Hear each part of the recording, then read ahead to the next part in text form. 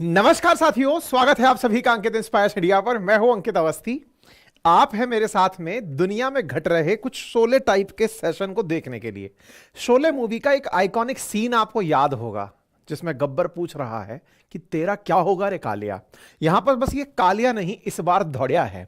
इसका मुंह जो है वो बिगड़ा है। बिगड़ा क्यों है? क्योंकि इसने जिसके लिए सपने देखे थे वो सपना टूट गया है। क्योंकि अमेरिका जिसने इसे ख्वाब दिखाया था कि बेटे जिस दिन तुम इस लायक हो जाओगे कि तुम नाटो में आ जाओगे, समझो हम तुम्हें बचा लेंगे, अब उसी नाटो से खुद अमेरिका बाहर निकलने की बातें कर रहा है। डोनाल्ड ट्रंप कह रहे हैं हम अमेरिका को ही ग्रेट बनाएंगे, तुम जैसे पनौतियों को अपने साथ नहीं लाएंगे, तुमको बचाएं, खुद का देश चलाएं, करें क्या क्या भाई, हमसे ना हो पाएगा। और ऐसा कहते हुए डोनाल्ड ट्रंप जो परफॉर्मेंस दे रहे हैं, इससे पुतिन ने समझो कि एकदम तालियां ही बजा दी कि साहब मजा आ गया, आपने गजब परफॉर्मेंस दे दी है। ऐसा मैं क्यों कह रहा हूं? क्योंकि इस समय हेडलाइंस है न्यूज चैनल्स की कि डोनाल्ड ट्रंप ने कहा है कि अगर ऐसे ही चलता रहा तो मैं नाटो छोड़ दूंगा। ये जो कलेश करा रखा है तुम लोगों ने अमेरिका को चढ़ा चढ़ा करके, बड़े भैया तुम महान हो, तुम लड़ो हम तुम्हारे पीछे हैं, भैया तुम संघर्ष करो हम तुम्हारे पीछे हैं, ऐसा कह करके तुम लोगों ने अमेरिका को बहुत खड्डे में डाल दिया है। अब हमको ऐसे गड्ढे में नहीं रहना है, हमें बाहर निकलना है और हम नहीं पड़ेंगे इस फसाद में। तो लोगों का कहना है कि ये सब पुतिन का खेला किया हुआ है।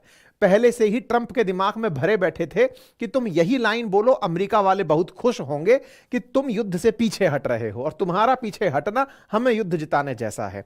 तो जो लोग हाल ही में सीरिया के हालात देखकर खुश थे, लोगों ने काउंटडाउन करना शुरू कर दिया है कि बस कुछ ही दिन बचे हैं, ट्रंप अमेरिका के राष्ट्रपति होने ही वाले हैं। और ऐसे में आने वाले समय में पता नहीं कौन से देश के लोग होंगे जो यूक्रेन के राष्ट्रपति के हाउस में घुसते हुए देखे जाएंगे। तो चलिए आज के सेशन में विस्तार से इस विषय वस्तु की चर्चा करते हैं। तो देखिए साहब, ट्रंप जो कि भविष्य में 20 जनवरी से अमेरिकी राष्ट्रपति होंगे, फिलहाल वो प्रेसिडेंट इलेक्ट कहला रहे हैं। उन्होंने हाल ही में एक टीवी चैनल को इंटरव्यू दिया और उस टीवी चैनल के इंटरव्यू में उन्होंने बहुत सी बातें करी।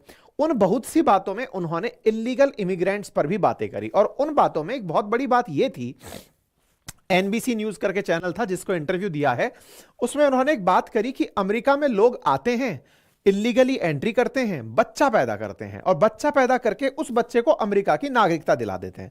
अच्छा, दुनिया में दो तरह से नागरिकताएं मिलती हैं। एक तो जन्म से, कि आपका जन्म जहां हुआ है वहां पर ही आपको नागरिकता मिल जाएगी। अमेरिका उनमें से एक देश है कि अगर आप वहां पैदा हो गए तो आपको वहीं की नागरिकता कहलाएगी। और दूसरा होता है राइट ऑफ ब्लड के नाम से, यानी कि बच्चा पैदा हो गया ठीक है, लेकिन उसके माता पिता भी वहीं के ही होने चाहिए, जैसा कि भारत में कंडीशन लागू होती है। अमेरिका में पेरेंट्स कहीं के भी हों, बच्चा वहां पर डिलीवर हो गया तो फिर वो अमेरिका का ही कहलाएगा। और ऐसा कह करके अमेरिका में बड़ी संख्या में मतलब जो प्रवासी माइग्रेट करके वहां पहुंचते हैं अवैध तरीके से भी, वो जाकर के वहां बच्चा प्लान करते हैं कि बच्चे को एक बार वहां जन्म दे दिया तो बच्चे को अमेरिकी नागरिकता मिल गई और अमेरिकी नागरिक के नाम पर अमेरिका उस बच्चे को बचाएगा, जिसके चलते हुए उसके मां बाप को भी वहां रहने की जगह मिल जाएगी। तो ये अपने आप में बर्थ टूरिज्म के नाम से अमेरिका में बहुत ज्यादा मतलब प्रचलित चीज है कि अमेरिका में बर्थ टूरिज्म होता है। अब अमेरिका के साथ साथ Canada, Argentina, Bolivia, Ecuador, Fiji, Guatemala, Cuba, Venezuela, ऐसे देशों में भी यह अधिकार दिया जाता है। अमेरिका इस चीज से यह नोटिस कर रहा है कि 2016 में 2.5 लाख से ज्यादा घुसपैठियों के बच्चों ने अमेरिका में जन्म लिया और 10 साल में यह आंकड़ा 36% बढ़ गया है। ट्रंप ने अपने चुनाव प्रचार में ही कहा था कि मैं अगर राष्ट्रपति बना तो मैं इस पूरे सिस्टम को रोक दूंगा और पूरे सिस्टम को रोक करके जो ये अवैध रूप से एंट्री करने वाले लोग हैं, इनका बच्चा यहां पैदा नहीं होने दूंगा, भले ही इसके लिए संविधान संशोधन करना पड़े। हालांकि इतना आसान नहीं है अमेरिका में संविधान संशोधन, लेकिन इस तरह की थॉट रखना निश्चित ही एक क्रांतिकारी विजन है अमेरिका के इतिहास के लिए। क्या इसका भारत पर फर्क पड़ेगा? बिल्कुल पड़ेगा। आज 48 लाख से अधिक भारतीय हैं जो वहां अमेरिकी नागरिक बन गए हैं। उनमें से 16 लाख ऐसे हैं जिन्होंने वहां जन्म लिया है, अर्थात 34% जो अमेरिका में रह रहे भारतीय मूल के लोग हैं वो बर्थ के कारण अमेरिका के नागरिक बने हैं। निश्चित ही आने वाले समय में इस संख्या को नुकसान होगा। तो यह तो अमेरिका के होने वाले राष्ट्रपति के बयान का पहला पार्ट है जो मैंने बता दिया। अब आते हैं आज की विषय वस्तु पर। इस व्यक्ति को जिसे आप देख करके चिंतित हैं कि इसका क्या होगा, इसकी कहानी बताएं, लेकिन इस कहानी से पहले रशिया यूक्रेन वॉर का असली कारण जान लीजिए। देखिए, रशिया यूक्रेन वॉर का असली कारण जुड़ा है एक लंबे समय के इतिहास से। इतिहास को मैं पहले ब्रीफ कर देता हूं और फिर इन भाई साहब तक लेकर मैं आऊंगा।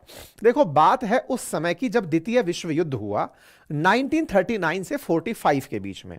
जब सेकेंड वर्ल्ड वॉर हुआ तो उस समय पर अमेरिका, रूस, ब्रिटेन और फ्रांस ये एक साथ मिलकर एक टीम बनकर युद्ध लड़ रहे थे। लेकिन अमेरिका ने बिना रूस को बताए, अच्छा रूस उस समय सोवियत रूस हुआ करता था, तो बिना सोवियत रूस को बताए जापान के हिरोशिमा और नागासाकी पर परमाणु बम गिरा दिया। यह बिल्कुल वैसा हुआ कि आप सब लोग मिलकर के किसी काम को करने गए थे, आपका एक दोस्त जो साथ में कह रहा था हम दोस्त हैं, अपना जाकर वहां शक्ति प्रदर्शन कर देता है। उस शक्ति प्रदर्शन से सोवियत रूस थोड़ा पैनिक में चला जाता है कि यार साथ थे, तुम बताए ही नहीं कि तुम ऐसा बम बना रहे हो। हम तो सोचे कि अब पूंजीवादी और साम्यवादी लोग साथ रहेंगे, लेकिन यार तुम्हारी ये बात हमें पसंद नहीं आई। अच्छा, पसंद क्यों नहीं आई? ये दोनों अपनी अपनी विचारधाराओं को लेकर प्रबल थे। अमेरिका इंटरनली सोवियत रूस को पसंद नहीं करता था, इसी कारण से जर्मनी को कभी फ्रांस और ब्रिटेन ने उकसावा करके रूस पर, सोवियत रूस पर हमला करने भेजा था, मतलब वर्ल्ड वॉर के शुरुआती दिनों में। लेकिन फिर भी ये एंड तक पहुंचते पहुंचते एक हो गए थे। सोवियत रूस बहुत पावरफुल था, विचारधाराओं की लड़ाई थी, तो सोवियत रूस को यह बात बुरी लगी कि नहीं भाई, तुम धोखा दिए, और धोखा दे करके तुमको जो हमसे विचारधारा में लड़ाई थी कि तुम्हें हमारी विचारधारा साम्यवाद की पसंद नहीं है, कि गरीबों के हाथ में कंट्रोल होना चाहिए, ये तुम्हें पसंद नहीं है, अमीर अमीर होना चाहिए जो तुम्हें पसंद है, इस बात से हम तुमसे अलग होते हैं। 1945 से इन दोनों के बीच में सुप्रीमेसी की लड़ाई चलना शुरू हुई कि हम में से बड़ा कौन, और इस बड़ा कौन की लड़ाई के अंदर ही युद्ध शुरू हुआ जिसे शीत युद्ध कहते हैं, कोल्ड वॉर। अर्थात एक तरफ अमेरिका और एक तरफ सोवियत रूस, दोनों अपने अपने फील्ड के महारथी।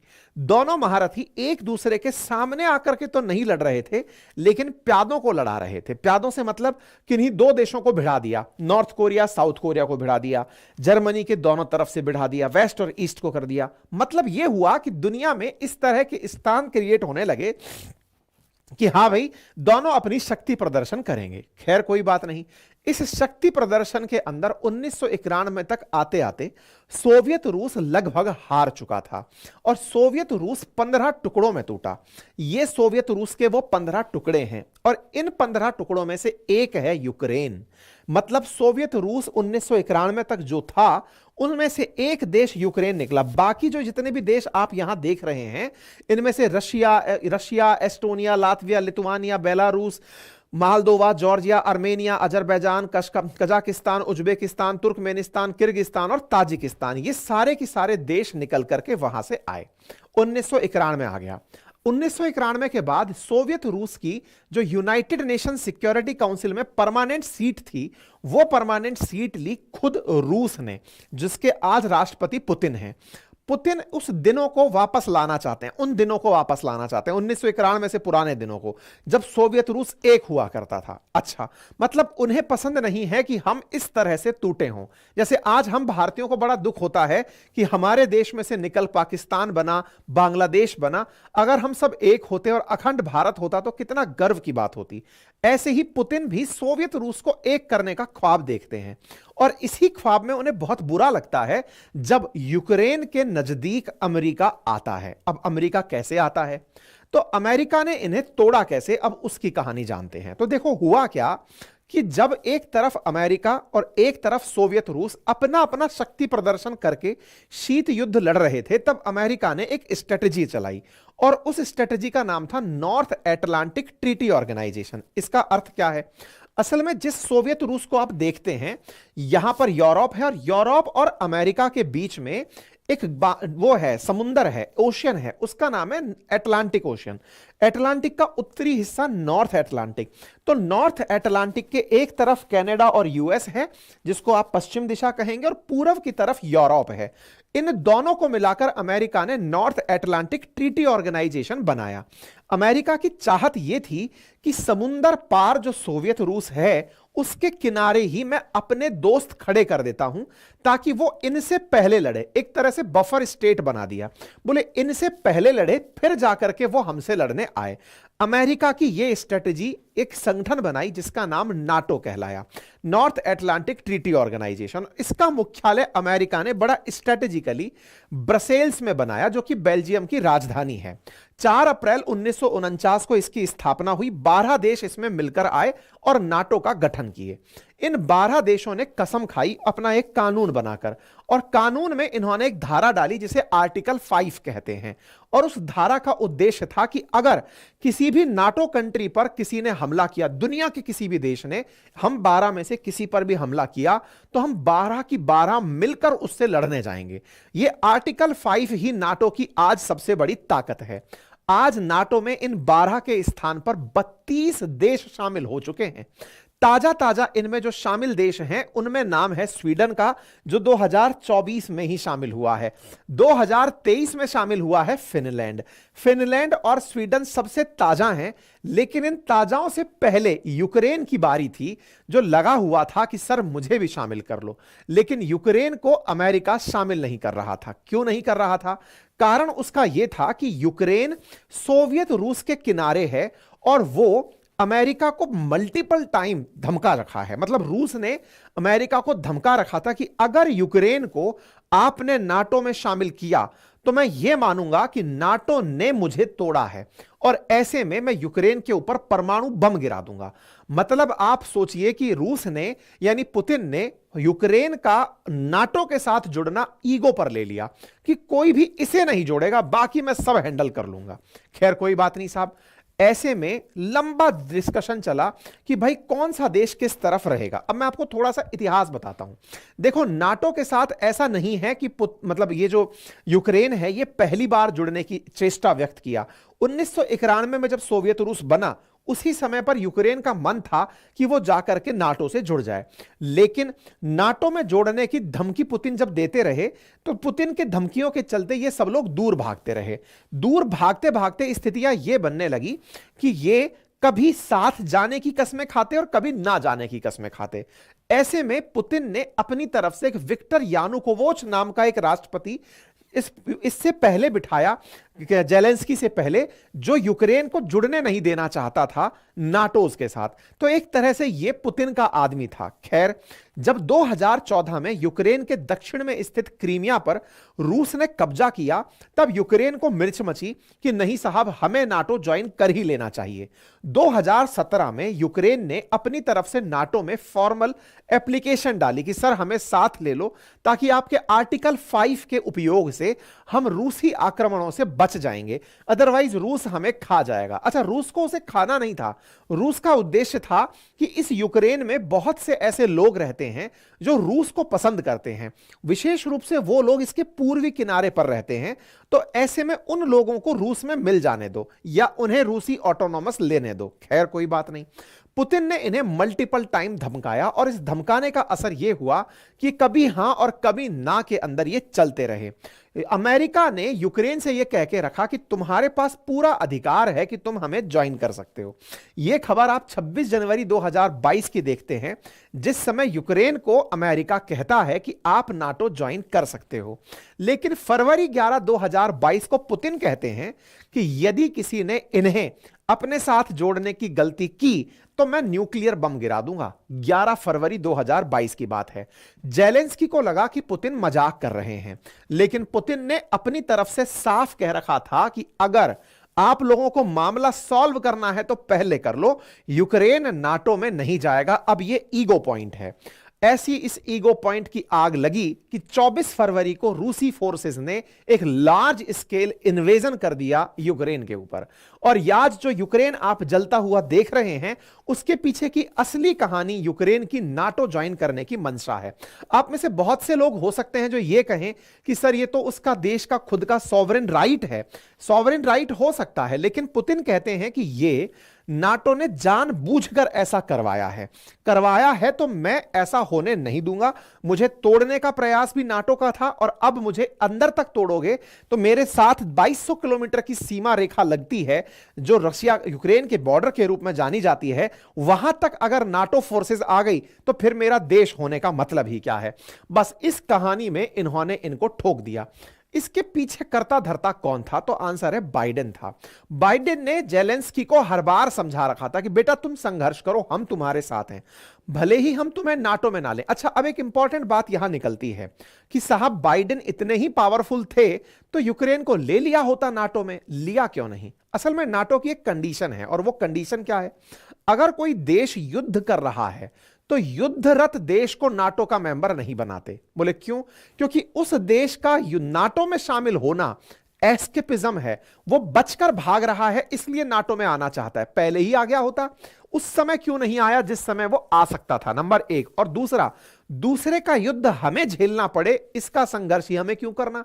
बस इसी कारण से बाइडेन ने नाटो के रूप में इन्हें शामिल नहीं होने दिया, लेकिन वादा किया कि तुम्हारी हिफाजत हम करेंगे। आज हिफाजत करते करते लगभग 20% हिस्सा यूक्रेन अपना खो चुका है और बिलियंस ऑफ डॉलर का नुकसान करवा चुका है, लाखों लोगों को देश छुड़वा चुका है, साथ ही साथ हजारों की संख्या में लोगों के प्राण दे चुका है। लेकिन फिर भी जेलेंस्की को लगता है कि बाइडेन की बातों में दम है। आज युद्ध का 1019वां दिन है और इस दिन के बावजूद रूस और यूक्रेन के बीच कोई समझौता होने के आसार नहीं है। जानकार बताते हैं कि रूस को लगभग 1,20,000 सैनिकों के प्राण से हाथ धोने पड़े हैं। वहीं इसी प्रकार से लगभग 50-60 हजार जो है वो यूक्रेन ने भी नुकसान उठाया है सैनिकों का। रूस ने अब तक $200 बिलियन से ज्यादा युद्ध पर खर्चा किया है, 7 लाख से ज्यादा कैजुअल्टीज देखी हैं। लेकिन वहीं अगर कीव की बात करें यानी कि यूक्रेन की बात करें तो इसने भी 43,000 के आसपास अपने सैनिक खोए हैं और लगभग 3.5 लाख लोग इसके भी घायल हुए हैं।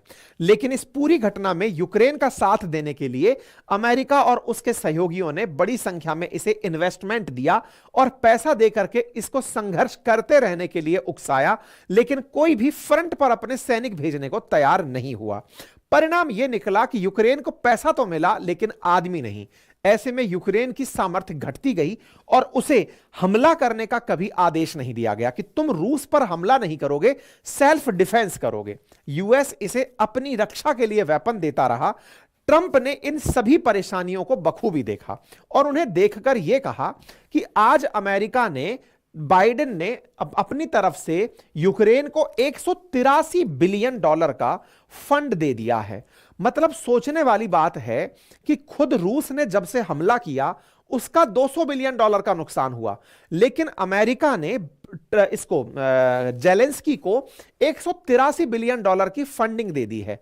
ट्रंप ने अपने चुनाव प्रचार के दौरान ही कह दिया था जून 16, 2024 को कि देखो ये जो यूएस की तरफ से ट्रंप को, इसको जेलेंस्की को दिया जा रहा पैसा है, मैं इसे काट दूंगा। ये पैसा अमेरिकियों का पैसा है। ये अमेरिकियों का पैसा यूक्रेन को क्यों दिया जा रहा है? मतलब इसको देने की असल मंशा क्या है? ट्रंप ने ऐसा कोई बयान नहीं दिया जो पहले से ना कहते आ रहे हों। ट्रंप ने चुनाव प्रचार में भी मल्टीपल टाइम अमेरिकियों से यही कहा था कि नाटो होने की हम कीमत चुका रहे हैं। आप यह नोटिस करें कि जब भी कोई युद्ध होता है तो अमेरिका वहां क्यों होता है? अमेरिका अपना पैसा खर्च क्यों करता है? आज नाटो मेंबर्स के पास कंडीशन अप्लाई है कि जितने भी 32 की 32 देश हैं वो अपनी जीडीपी का 2% नाटो के बजट पर खर्च करें, या कहिए तो खुद की जीडीपी का 2% खुद के डिफेंस प्रोजेक्ट पर खर्च करें। लेकिन ये सब अमेरिका भरोसे जी रहे हैं कि अमेरिका हमारी तरफ है और हम युद्ध लड़ लेंगे। तो बोले अमेरिका तुम्हारी जिम्मेदारी क्यों ले, अमेरिका खुद की ही जिम्मेदारी ना ले। यह कहकर के इन्होंने चुनाव प्रचार किया था। चुनाव प्रचार को लोगों ने पसंद किया था। यह साफ साफ कहते हुए आए कि हम नाटो अलाइज को क्यों बचाएं। I would encourage Russia to do whatever the hell they want. मैं तो रूस से यह कहूंगा कि उसको जो मन में आए करे, मैं क्यों बचाने निकलूं। यह फरवरी 11, 2024 का बयान है। मतलब ट्रंप का झूठ नहीं है कि साहब बाद में जाकर अमेरिकियों को बेवकूफ बना दिया, नहीं। वो डे वन से अपने लोगों को कन्विंस कराते हुए आए हैं कि अमेरिका यूक्रेन का खर्चा क्यों उठाए, कोई कारण तो दो। बस इसलिए कि अमेरिका ग्रेट है? बोले नहीं, अमेरिका ग्रेट तब होगा जब अमेरिकी पैसा अमेरिका में होगा। अमेरिका का धन दूसरे देशों में इन्वेस्ट करके मुझे अमीर नहीं होना है। यह बात इन्होंने 25 सितंबर को भी दोहराई और इन्होंने कहा कि भाई मैं जानता हूं कि इस समय पर जो जेलेंस्की है उससे बड़ा कोई सेल्समैन नहीं है, हर बार आते हैं और आकर हमसे बिलियंस ऑफ डॉलर लेकर चले जाते हैं, मैं इसे तुरंत रोक दूंगा। यह आदमी बार बार राष्ट्रपति नहीं बना था उससे पहले भी, यानी अमेरिकी लोग खुद भी चाहते हैं कि वो यूक्रेन वॉर में अपनी तरफ से पैसा ना दें। यही कारण है कि इन्होंने हाल ही में एनबीसी न्यूज को दिए अपने इंटरव्यू में कहा कि यदि नाटो अलाइज अपने बजट का, कुल जीडीपी का 2% जीडीपी से अधिक का खर्चा खुद के डिफेंस पर नहीं करेंगे तो हमें नाटो में होने का कोई मतलब नहीं है। मैं अपनी जीडीपी के 2% से ज्यादा उनके डिफेंस पर खर्च कर रहा हूं, इसका मेरे लिए कोई लॉजिक नहीं है। साफ साफ इन्होंने कहा मैं नाटो छोड़ दूंगा और यूक्रेन के मामले पर मैं पुतिन से कहूंगा भाई तेरे को देखना है जो कर ले। आपको एक इंटरेस्टिंग बात ऑब्जर्व करनी होगी, सीरिया के मामले पर भी ट्रंप ने एक ही लाइन बोली, अमेरिका को सीरिया के मसले में नहीं पड़ना। मतलब ये वो व्यक्ति है जो इस समय दुनिया को युद्ध से दूर ले जा रहा है। अगर आप याद करो तो इसका पुराना टेन्योर था ना, जाते जाते भी ये अमेरिका और अफगानिस्तान में तालिबान और अमेरिका की दोस्ती करा कर गया था कि भाई समझौता करो, अमेरिकियों को नहीं लड़ना अफगानिस्तान में, हमें अपने आप में ग्रेट बनना है, ईगो की लड़ाई नहीं लड़नी है। और आपने ऑब्जर्व किया हो तो जो इसका पुराना कार्यकाल था उस समय भी ये भाई साहब ने इजराइल और यूएई के बीच में दोस्ती कराई थी, जैसे अब्राहम अकॉर्ड कहते हैं। दोनों देश जो एक दूसरे को आंख की फूटी आंख नहीं सुखाते थे, उनको मिला करके बातचीत कराई थी। इवन भारत से भी कहा था कि चाहो तो पाकिस्तान से आपकी दोस्ती करा देता हूं, मामला सेटल करा देता हूं, युद्ध करने का कोई मतलब नहीं है। सही मायने में इसने अपने कार्यकाल में युद्ध को प्रमोट नहीं किया। और इसी तरह से ये पुतिन से भी कह रहे हैं कि भाई देखो तुम्हारा मसला है, तुम्हें चाहिए युद्ध करना है कर लो, मैं यूक्रेन को पैसा नहीं दूंगा, तुम्हारा अपना मामला है निपट लो। ऐसे में इसके इस बयान से एक बात स्पष्ट होती है और वो ये है कि या तो इसके दिमाग में बहुत तगड़ा बिजनेस है। बिजनेस क्या है कि जब कोई भी नाटो कंट्री अपना 2% जीडीपी का डिफेंस पर खर्च करेगा तो नाटो होने के नाम पर वो अमेरिका से ही इन्वेस्टमेंट के नाम पर हथियार खरीदेगा। देखो ये बड़ा स्मार्ट आदमी है। जब कोई भी नाटो कंट्री 2% अपना जीडीपी का खर्च करेगा तो देखो इतने सारे नाटो मेंबर्स हैं, बिलियंस ऑफ डॉलर उनका बजट है। डिफेंस पर खर्च करने का मतलब है अपने धन से डिफेंस इक्विपमेंट खरीदना। जब वो डिफेंस इक्विपमेंट खरीदेंगे तो खरीदेंगे कहां से? अमेरिका ओनली, क्योंकि नाटो मेंबर्स रशिया से तो खरीदने से रहे, चाइना से तो खरीदने से रहे, बच कौन गया? America itself. तो इसकी एक तो ये सेल्समैन वाली नेचर है खुद की, कि ये खुद व्यापारी आदमी है, खुद जानता है कि अमेरिका व्यापार में धन, इन लोगों को व्यापार के लिए हथियार बेचेगा। एक तरीका तो ये है। दूसरा, खुद से यह भी समझता है कि मैं दूसरे की लड़ाई क्यों बोल लूं, जब तक तुम खर्चा कर ही नहीं रहे तो मैं जबरदस्ती क्यों आगे आकर के फन्ने खा बनूं। बस इसी को दिमाग में रखकर यह काम कर रहा है। अब आपके दिमाग में सवाल बनेगा कि ऐसा कितना पैसा अमेरिका खर्च करता है। देखो 2014 में नाटो के कुल बजट का 18% अकेला अमेरिका खर्च करता था, लेकिन धीरे धीरे अमेरिका ने कट लगाया। आज अमेरिका 3.49% अपनी जीडीपी का नाटो के बजट पर खर्च करता है, या ये कहिए अपने डिफेंस बजट का, अपने जीडीपी का 3.49% डिफेंस पर खर्च करता है। जो डिफेंस पर है वो आर्टिकल 5 के माध्यम से पूरी दुनिया के लिए है, जो नाटो देश हैं। पोलैंड अपनी जीडीपी का लगभग 4% अपने डिफेंस पर खर्च करता है। इस लाइन से इस पार जो देश हैं वो तो सब सही हैं, लेकिन आधे से ज्यादा देश ऐसे हैं जो अपनी जीडीपी का 1% से 2%, और कुछ देश तो ऐसे हैं जो 1%, जैसे लग्जमबर्ग 1% भी जीडीपी का खर्च नहीं करता डिफेंस पर। तो बोले ऐसे देश अब डिफेंस पर खर्चा करें, मैं तभी नाटो में रहूंगा, अदरवाइज नहीं रहूंगा। कुछ जगह पर यह न्यूज उड़ने लगी थी कि 24 तक ऐसा था कि 16% तक नाटो खर्च करता था। तो ऐसे में यहां पर जानकारी निकल, मतलब 2/3 खर्च करता था, लेकिन 16% तक ही अमेरिका खर्च करता है, यह जानकारी निकल कर आई। तो ऐसे में अब बड़ा सवाल यह है कि अगर अमेरिका नाटो से बाहर गया तो जिस सपने के लिए यूक्रेन ने ये सब कुछ जुल्म सहे, उसका क्या होगा? ऐसे में नाटो के चीफ ने हाल ही में बयान दिया, जब बाइडेन राष्ट्रपति हैं 20 जनवरी तक, तो इनका बयान आया कि भाई यूक्रेन के साथ बुरा हो जाएगा अगर जबरदस्ती उसको पीस डील में डाल दिया गया। इस बीच में इन्होंने यह भी कहा कि भाई यूक्रेन के साथ में जो होगा वो दुनिया में अमेरिका की कमजोरी की निशानी देगा। ट्रंप को इससे फर्क नहीं पड़ता, वो तालिबान से भी हैंडशेक करके गया था कि भाई कोई बात नहीं, मैं वापस जा रहा हूं, मैं मान लेता हूं, मुझे नहीं जीतना, इतना पैसा मुझे खर्च नहीं करना। ऐसे में यह बात निकलती है कि अगर अमेरिका पीछे हट जाता है तो क्या यूरोप मिलकर यूक्रेन का साथ देगा? मुझे लगता है नहीं। लेकिन जेलेंस्की को क्या लगता है? जेलेंस्की से पत्रकारों ने सवाल पूछा कि सर, वो ट्रंप साहब जब 20 जनवरी को आएंगे, उनका कहना है कि आते ही सीज फायर करा देंगे, और तो और जैसे असद भाग गए मास्क को छोड़ करके, आपका क्या प्लान है? इन्होंने अपनी तरफ से लिखा था, likewise Zelensky and Ukraine would like to make a deal and stop the madness. ये भाई साहब ने कल ही अपना ट्वीट किया है, अपने ट्रुथ करके इनका अपना अकाउंट है, वहां पर इन्होंने लिखा असद जा चुका है, अपना देश छोड़ चुका है। तो भाई साहब जेलेंस्की, आप भी सोच लो आपका क्या प्लान है। ट्रंप सीधा बोल रहे हैं। इस पर इंटरव्यू लेने वालों ने इनसे पूछ लिया जेलेंस्की से, सर आपका क्या प्लान है? तो जेलेंस्की को तो मिर्ची लगनी ही थी, क्योंकि बाइडेन लड़वा के चल रहे थे। तो जेलेंस्की अपनी तरफ से ट्वीट पर ट्वीट मारे, और ट्वीट मारते हुए लिखते हैं, regarding NATO invitation it is premature to speak about it with President Trump. मतलब ट्रंप से इसके बारे में बात करना जल्दबाजी होगा। क्यों जल्दबाजी होगा? Because he is not yet in the white house. बोले अभी वो राष्ट्रपति बने नहीं हैं। बोले अभी तो कम से कम 40 दिन है, 40 दिन बाइडेन और हैं। बाइडेन ने कुछ दिन पहले ही लॉन्ग रेंज मिसाइल चलाने की परमिशन दी है, क्या पता बाइडेन जाते जाते कुछ और कर जाएं। तो बोले ऐसे में however I do intend to speak with President Biden soon. पर बोले मैं इस बारे में बाइडेन से बात करूंगा कि सर, ये जो ट्रंप कह रहा है कि आए तो मेरे साथ ऐसा होगा, मैं क्या करूं? अब्बा जाते जाते मुझे बचा तो जाओ। अब मेरे प्यारे साथियों, क्या ये बच पाएंगे या नहीं, ये जानने वाली बात होगी। आपको क्या लगता है? अपनी राय कमेंट बॉक्स में जरूर रखें। पेशेंस के साथ सुनने के लिए बहुत धन्यवाद। चैनल पर नए हैं तो सब्सक्राइब कर लें। कल मुझे देखकर बहुत अच्छा लगा, पहली बार शायद हम 80,000 से ज्यादा लोगों ने हमारा वीडियो लाइक किया था। अभी 40,000 लोग लाइव हैं और 1,000 लाइक हैं। थम्स अप करने में कोई खर्चा नहीं है भाई, जाकर दबा दीजिए। और जिन्होंने चैनल सब्सक्राइब नहीं किया हुआ है वो सब्सक्राइब भी कर लीजिए, क्योंकि आपको भविष्य के अपडेट और मुझे मोटिवेशन दोनों मिलते हैं। आप जब सब्सक्राइब करते हैं तो हमें और अच्छे से काम करने का साहस मिलता है। बहुत बहुत धन्यवाद। अपना प्यार यूं ही बनाए रखें। बाकी पढ़ने लिखने वाले लोग मेरा जीए फाउंडेशन का रिकॉर्डेड बैच उपलब्ध है, उसे देख सकते हैं अपनी पाठशाला एप्लीकेशन पर। पूरे 1 साल की वैलिडिटी के साथ मेरे द्वारा ही चारों सब्जेक्ट रिकॉर्ड किए हुए हैं। आरएएस फाउंडेशन के विद्यार्थी चाहे तो नया बैच ले सकते हैं। ओल्ड विद्यार्थी एक्सटेंशन 1 साल का और 6 महीने का अलग अलग कीमतों पर उपलब्ध करा सकते हैं।